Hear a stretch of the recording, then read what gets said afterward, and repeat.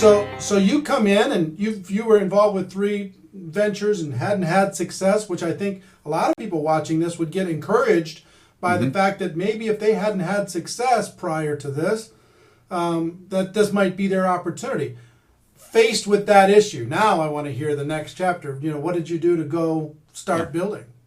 Well, when I started, as I always do, warm market. The backbone of this industry, whether people want to admit it or not, is warm market. You know, every year at convention, I take a survey in front of about 3,000 people, and I will ask them, how many of you are here because of newspaper ads?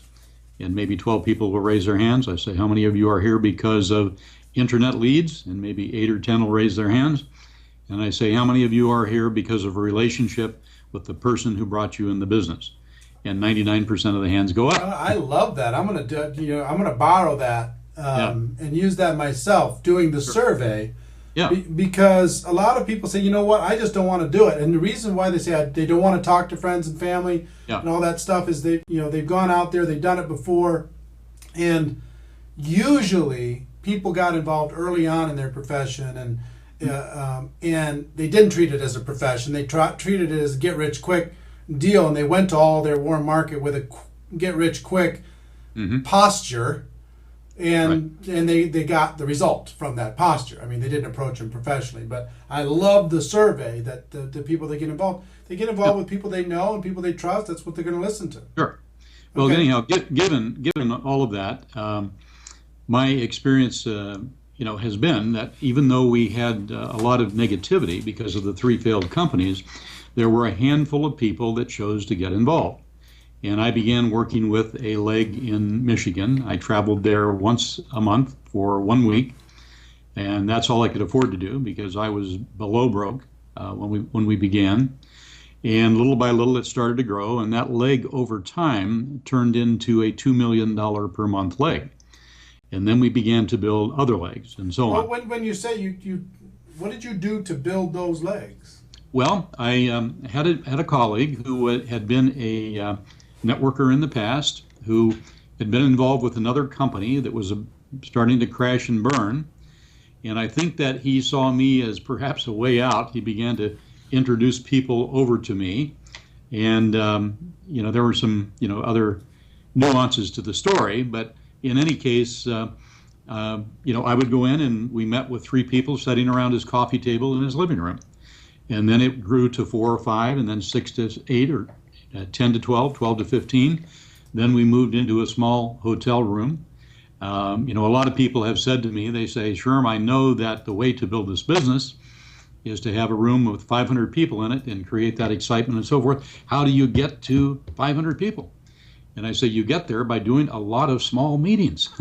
And so I don't mind sitting around a coffee table with 3 people, because I know where that will go. Because in this business, it's not just about who you know, but it's who they know, and who they know, and who they know, and who they know, and who they know, and there's no end to that list. Let me back up. Some people, will say, well,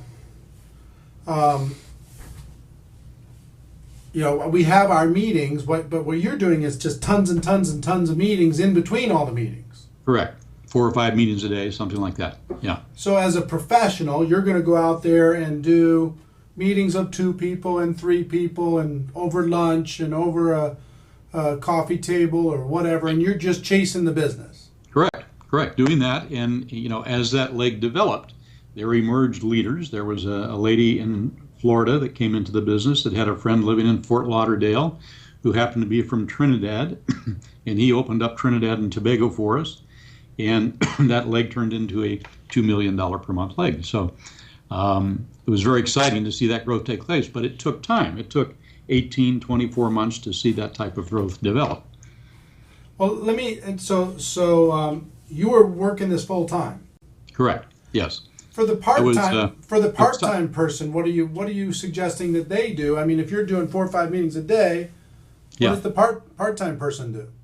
Well, I was tying knots in a string of failures, as my wife said, so there was nothing preoccupying my time. We went at it full time.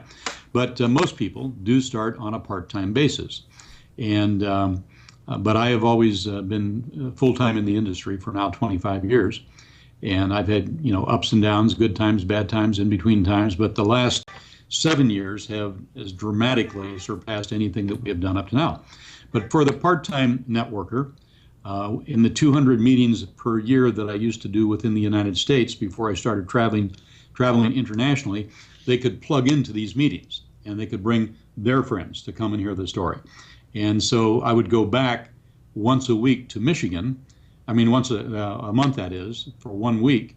And people got accustomed that when I came to town, they had the room filled with guests. And they knew that a significant percentage of those people would get started. And so that's kind of the reputation and style that I've developed over time. Now, in November of 2003, we did a recording at that time, and we created a CD called the Magic Wand CD. That Magic Wand CD has now sold about 2.5 million copies, and it's become the number one recruiting tool for our company. And so that stepped up the results. From the first year to the second year, we had about a 7.5-fold increase. So it went from being you being Superman, right, doing all these presentations for everybody all the time. You provide the people, they provide the people, you provide the presentation, and just taking it to them. Yeah. And then you applied leverage through a third-party tool, correct, which we talk about all the time. We just recently talked about the concept of 2 a day as a discipline. A major blast of get the story out there, and then 2 a day, 2 a day, 2 a day, 2 a day, 2 a day, making sure that you introduce them to a tool, some sort of third-party type of introduction. So the tools kind of exploded the business for you. They did.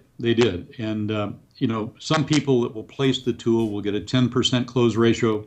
Others will get a 70% close ratio. What's the difference? Well, the credibility of the person placing the tool, how they place it, how they follow up with it.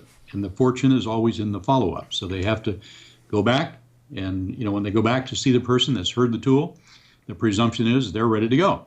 All right, before you go any farther, without offering any specific company language, Yep. how did you teach people how to place a tool?